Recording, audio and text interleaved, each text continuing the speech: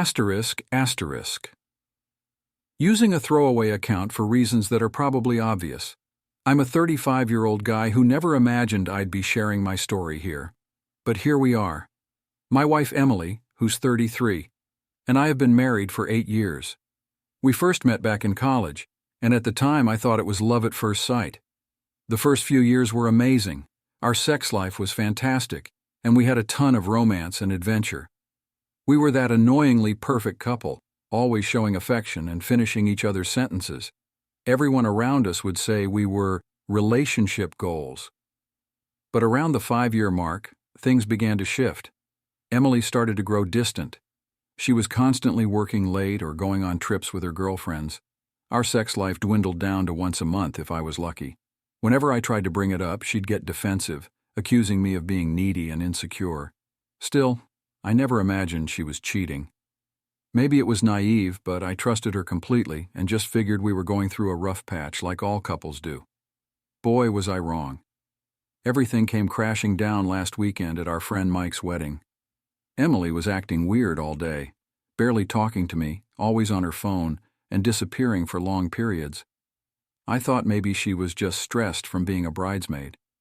Little did I know, the real reason was that her secret lover was at the wedding too.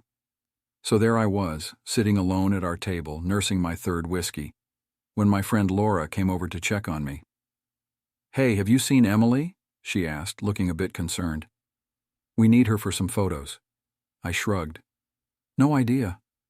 Last I saw, she was heading to the bathroom." Laura frowned. "That was almost an hour ago. I've checked all the bathrooms. She's not there." I felt a sinking feeling in my gut. I downed the rest of my drink and stood up. "I'll go find her." I started searching the reception hall, trying to figure out where she could be. The dance floor? Nope. The bar? No sign of her. I was about to give up when I noticed a side door slightly open leading to a dimly lit hallway.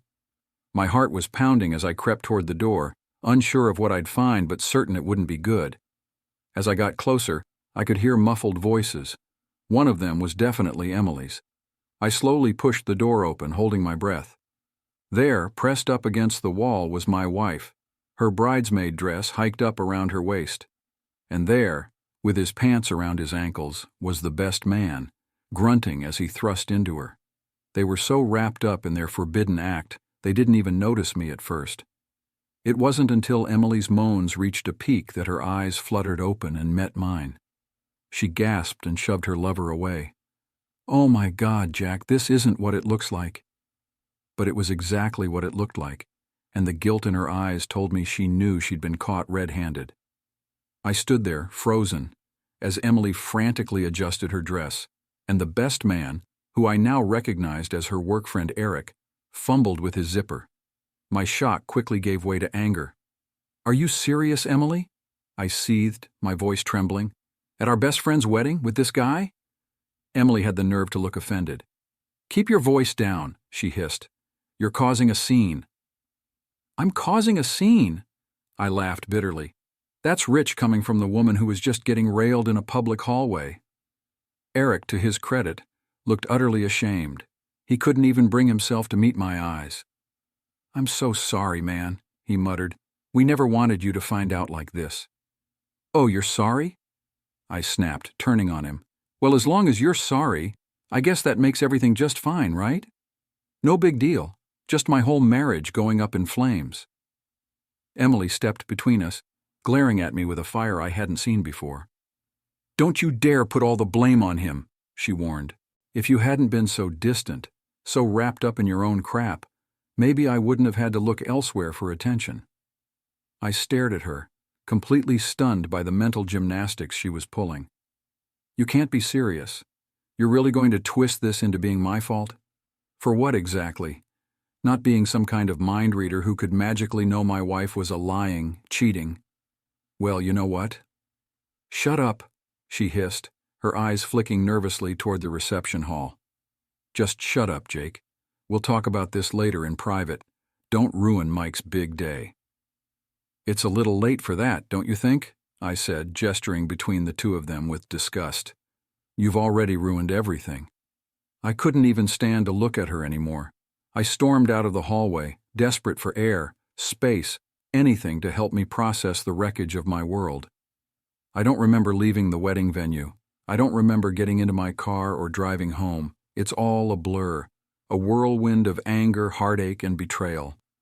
The next thing I knew, I was sitting on our couch in the dark, a bottle of whiskey in my hand, the same couch where, just a week ago, Emily and I had curled up to watch a movie, blissfully unaware that our marriage was a complete lie. How could she do this to me? To us? I thought we were happy. I thought we were in love. Had it all been a facade? How long had this been going on? Was Eric the only one? The questions spun around in my mind, mocking me for being so blind, so trusting. I took a long swig from the bottle, savoring the burn in my throat. Anything to numb the emotional pain. I don't know how long I sat there, drowning in self-pity and whiskey, before I heard the front door open. "Emily," I muttered, bracing myself for round two. She walked into the living room cautiously, like she was approaching a wild animal. "Jake," her voice was small, tentative. "Can we talk?" I laughed bitterly. "Oh, now you want to talk. You didn't seem too eager to chat back at the wedding." She sighed and sat down on the far end of the couch. "I'm sorry, okay?" I panicked. "I never wanted you to find out like that." "But you wanted me to find out eventually," I asked, my voice laced with disbelief. "Was that the plan? Keep me in the dark until you got tired of your boy toy?" "It's not like that," she insisted, but she couldn't meet my eyes. "It was a mistake, a stupid, stupid mistake. It won't happen again, I promise." I shook my head and took another swig. "I don't believe you. I can't trust a word you say anymore. Our whole marriage, our love, it was all built on lies." Emily started to cry then, big dramatic tears. "That's not true. I do love you, Jake. This thing with Eric, it didn't mean anything. It was just sex." "Just sex," I repeated, as if those words could somehow make it any better, as if that could erase the image of them together burned into my memory. "I think you should leave," I said abruptly, feeling utterly drained. "I can't do this right now. I can't even look at you." Sniffling, she nodded and got up from the couch. "I'll give you some space, but this isn't over, Jake. We can get through this. We have to." As she walked out and softly closed the door behind her, I was overwhelmed by the sinking feeling that it really was over, that there was no coming back from this. Trust is like a mirror. You can try to fix it when it's shattered, but the cracks will always be there, marring the reflection. And right now, all I could see in our reflection was broken glass. The next few days passed in a haze of drunkenness. I called in sick to work, unable to face the world, and more importantly, unable to face myself. Emily tried to call and text, but I ignored her. I wasn't ready to talk. I wasn't ready to make any decisions. On the fourth day, there was a knock at the door. At first, I almost didn't answer, but the knocking persisted, growing more insistent. Groaning, I dragged myself off the couch and stumbled to the door, squinting against the harsh sunlight as I opened it. It was Laura. She looked at me with a mix of pity and concern, taking in my disheveled appearance and bloodshot eyes. "Oh, Jake," she sighed. "I'm so sorry." I stepped aside silently, letting her in. She glanced around the living room, noting the empty whiskey bottles and takeout containers strewn across the coffee table. "I tried to stop her," Laura said softly, perching on the arm of the couch. "When I saw her sneaking off with Eric at the reception, I told her she was making a huge mistake, that she'd regret it." I looked at her sharply. "You knew about the affair?" Laura bit her lip, nodding guiltily. "I had my suspicions, the late nights, the secret phone calls. I confronted her about it a month ago, but she denied everything, said I was just being paranoid." A fresh wave of anger and hurt crashed over me. Not only had my wife betrayed me, but my best friend had kept it from me. "Why didn't you tell me?" I demanded. "If you knew, why didn't you say anything?" "I wanted to," Laura said, her eyes filling with tears. "Believe me, I did, but I didn't have proof. And Emily, she made me promise not to say anything. She said they'd ended it, that it was a one-time mistake. I wanted to believe her." I laughed bitterly. Well, I guess we both fell for her lies. Laura reached out and placed a comforting hand on my shoulder. You didn't deserve this, Jake. No one deserves this. But you can't let it destroy you. You have to pick yourself up, dust yourself off, and decide what you want. What I want, I echoed bitterly. I want my wife back. I want my life back. But that's never going to happen, is it? No, Laura agreed quietly. It's not. But you have a choice now, Jake. You can either let this define you, let it ruin you, or you can rise above it. Show Emily and yourself that you're stronger than her mistakes. I considered her words, the fog of alcohol and self-pity starting to clear slightly. She was right. As much as I wanted to wallow, to drown in whiskey and what-ifs, I knew it wouldn't change anything. Emily had made her choice. Now I had to make mine. I think, I said slowly, the words feeling unfamiliar on my tongue, I think I want a divorce. Saying it out loud made it real. Divorce, the end of my marriage, the end of everything I'd built my life around for the past 8 years. It was terrifying, but oddly, it also felt like a weight lifting off my shoulders. For the first time since I caught Emily cheating, I felt a flicker of something other than despair. I felt hope. Laura hugged me tightly, a mix of pride, sadness, and support in her embrace. You're making the right choice, she assured me. I know it's tough, but you'll get through this. You're one of the strongest people I know.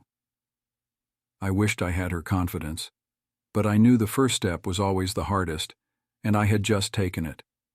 Now I had to follow through. The next day was spent researching divorce lawyers, trying to get my head around the logistics of unraveling our lives.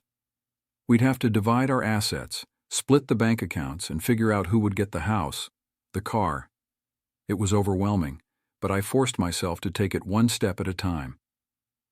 When Emily came home that evening, I was waiting for her at the kitchen table, with printouts of divorce attorneys spread out in front of me. She froze when she saw them, her face cycling through a range of emotions: shock, guilt, anger, fear. "What is this?" she asked, her voice trembling. "Jake, what are you doing?" I took a deep breath, steeling myself for what I had to say. "I'm filing for divorce, Emily." She stared at me, stunned. "Divorce? No, Jake. We can work this out. We can go to therapy. We can what?" I cut her off, my voice firm. "Pretend it never happened? Pretend you didn't destroy every ounce of trust I had in you? I can't do that, Emily. I won't." "So that's it then?" she asked, tears streaming down her cheeks. 8 years of marriage, and you're ready to just throw it all away?" I laughed bitterly, the sound harsh in my ears. "I'm not the one who threw it away, Emily. You did that the moment you decided to sleep with another man." She flinched at my blunt words, but I was beyond caring, beyond trying to spare her feelings. "I never wanted to hurt you," she whispered. "I still love you, Jake. Doesn't that mean anything?" For a brief moment, I wavered. Part of me wanted to believe her, to fall into her arms and let her convince me that we could somehow get past this. But the larger part of me, the part that was still raw and bleeding, knew better. "I love you too, Emily," I said, my voice cracking. "I probably always will. But sometimes love isn't enough.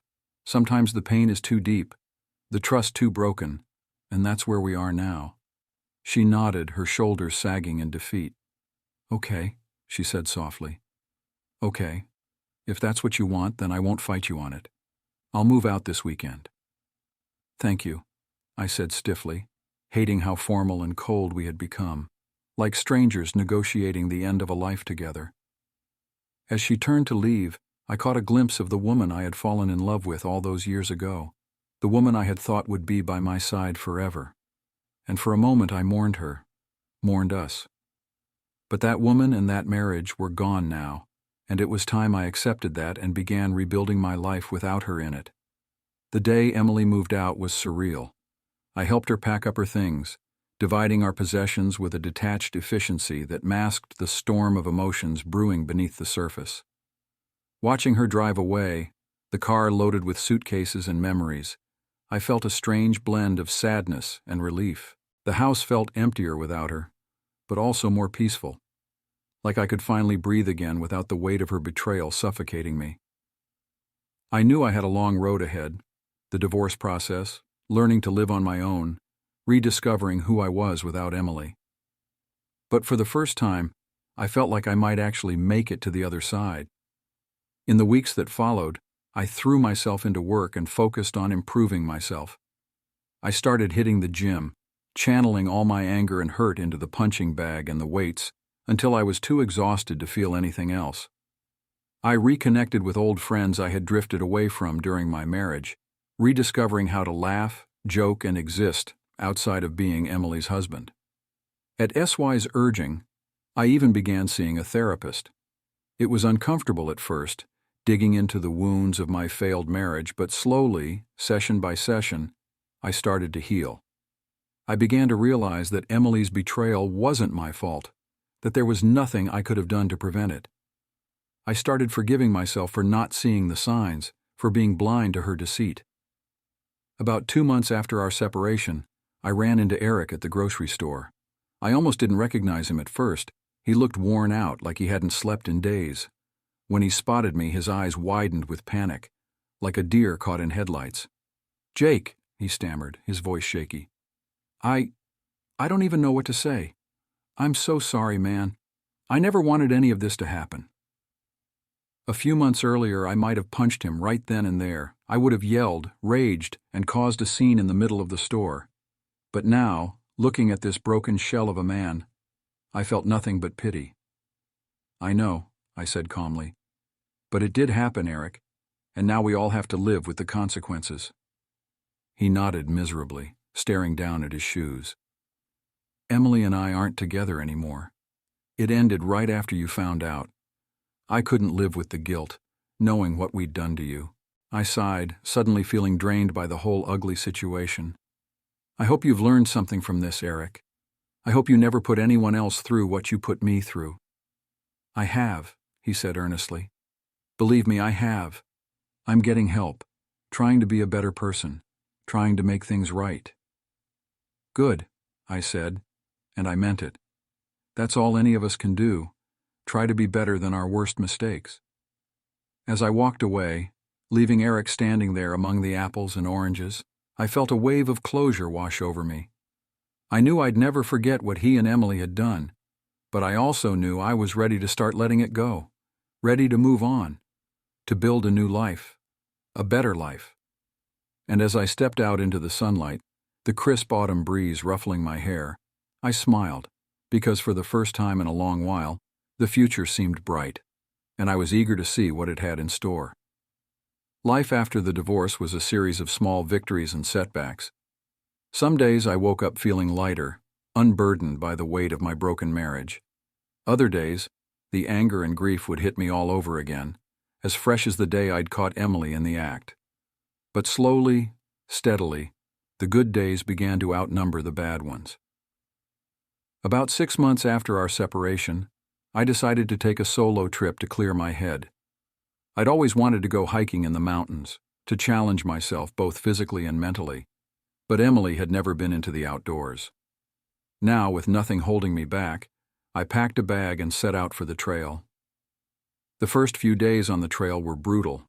My muscles ached, my lungs burned, and I questioned my sanity more than once. But as I climbed higher, with the air thinning and the views growing more breathtaking, I felt a deep sense of peace settle over me. Up here, my problems seemed small, insignificant against the vastness of the natural world.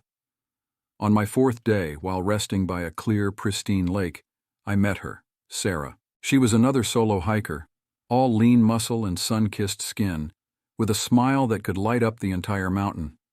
We struck up a conversation, sharing trail stories and marveling at the rugged beauty surrounding us. As the sun began to dip below the horizon, Sarah invited me to join her by her campfire. Over a meal of rehydrated stew and instant coffee, we talked for hours about our lives, our dreams, and our heartbreaks. I found myself opening up to her in a way I hadn't with anyone in years, not even with Emily. When I mentioned my divorce, Sarah's eyes softened with understanding. "I've been there," she confided. "My ex-husband cheated on me with my sister. It's a special kind of betrayal, isn't it?" I nodded, feeling an unexpected kinship with this strong, resilient woman who had endured a pain so similar to my own. "How did you get through it?" I asked. She smiled wistfully. "Time, therapy, and a lot of screaming into the void. But mostly I had to learn to trust myself again, to believe that I was worthy of love and respect, even if he didn't think so."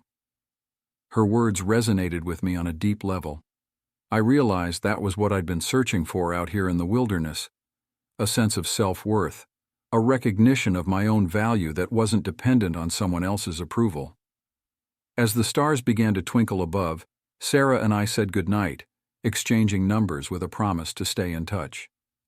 And as I lay in my sleeping bag that night, listening to the gentle sounds of the forest, I felt a flutter of excitement, not just about the connection with Sarah, but about reconnecting with myself. The rest of the trip flew by in a blur of stunning vistas and quiet introspection. With every mile I hiked, with each peak I conquered, I felt parts of myself coming back together, pieces I hadn't even realized were missing. By the time I returned to civilization, my body was sore, but my spirit was lighter than it had been in years. In the months that followed, Sarah and I met up regularly, for coffee, for hikes, for long conversations about life, love, and healing. Slowly, tentatively, a spark began to grow between us. It wasn't the all-consuming blaze I had felt with Emily, but a steady, warm glow, the kind that nourishes rather than consumes. I knew I wasn't ready for anything serious, not yet. I still had work to do, wounds to heal. But for the first time since my divorce, I had hope, real, tangible hope. Hope that I could love again, that I could trust again. And that hope was the greatest victory of all. Just when I thought I had my life back on track, the universe decided to throw me a curveball. I was at a work conference presenting a project I'd poured my heart and soul into for months. The presentation went well, and I was riding the high of success when I saw her across the hotel lobby. Emily. She was on the arm of a man I didn't recognize, laughing at something he'd said. She looked good, happier and more carefree than I'd seen her in years. For a moment I was frozen, unsure whether to approach her or turn and walk away. Before I could decide, she noticed me. Her eyes widened and she murmured something to her companion before making her way over to me. My heart raced as she came closer, a flood of memories flashing through my mind. "Jake," she said softly, offering a tentative smile. "It's good to see you. You look well." I swallowed hard, trying to find my voice. "Thanks. You too." I nodded toward the man she'd been with, who was watching us with curiosity. "New boyfriend?" She had the decency to look a little embarrassed. "Fiancé, actually. His name's Mark. We met a few months ago." It felt like a punch to the gut. Fiancé? She was already getting married again while I was still piecing together the life she'd torn apart? The sheer unfairness of it all made me want to scream. But then I thought of Sarah, of the connection we'd been nurturing. I thought of the peace I'd found on that hiking trail, the strength I'd discovered within myself, and I realized that Rebecca's new relationship had nothing to do with me. Her happiness, or lack thereof, was no longer my burden. "Congratulations," I said, and I genuinely meant it. "I hope he makes you happy, Rebecca. I really do." She blinked back tears and nodded. "Thank you, Jake. That means a lot." She hesitated, then added, "I know I hurt you deeply. I'll never forgive myself for that, but I'm glad to see you doing so well. You deserve all the happiness in the world." I smiled, feeling a weight lift off my shoulders. "We both do, Rebecca. We both do." As she walked away, back to her new life and her new love, I realized I was finally truly ready to let her go, not because I'd forgotten what she did, or because it didn't hurt anymore, but because I'd grown beyond it. I'd learned to find happiness and fulfillment within myself, not in another person. I thought of Sarah again, and my heart swelled with gratitude. She'd shown me that it was possible to connect, to care, to trust again after betrayal. She'd been a beacon of hope in my darkest days. I pulled out my phone and sent her a quick text. "Thinking of you? Dinner this weekend?" Her response came seconds later. "I'd love that. Can't wait to see you." As I slipped my phone back into my pocket, a grin spread across my face. Life was full of surprises, Some good, some bad, but I knew now that I was strong enough to handle whatever came my way. I had myself, I had my friends, and I had a future full of possibilities stretching out before me. And in that moment, that was more than enough. 1 year to the day after discovering Emily's infidelity, I found myself back at Sai's house for a very different kind of celebration: my divorce party. Laura had insisted on throwing the bash to mark the end of my marriage and the beginning of my new life. As I mingled with friends old and new, sipping a beer and laughing at Sai's increasingly wild antics, I marveled at how far I'd come. A year ago, I'd been a broken man, drowning in despair and betrayal. Now I was whole again, maybe not perfectly healed, but stronger in the broken places, like a bone that had mended. Sarah was by my side, her hand warm in mine. We'd been taking things slow, both of us cautious after the heartbreak we'd endured. But with each passing day, I felt my trust in her and in myself growing stronger. She made me laugh, made me think, made me want to be the best version of myself. As the party wound down and guests began to trickle out, Laura pulled me aside, her eyes shining with pride and affection. "I'm so damn proud of you, Jake," she said with fierce emotion. "You've been through hell this past year, but you didn't let it break you. You picked yourself up, dusted yourself off, and kept moving forward. That takes strength, courage, and a whole lot of heart." I hugged her tightly, blinking back tears. "I couldn't have done it without you, Laura. You were there for me when I needed you most. You're the best friend a guy could ask for." She grinned and gave me a playful punch on the arm. "Damn right I am, and don't you forget it." As Sarah and I said our goodbyes and stepped out into the warm summer night, I reflected on the journey that had brought me to this moment. It hadn't been easy.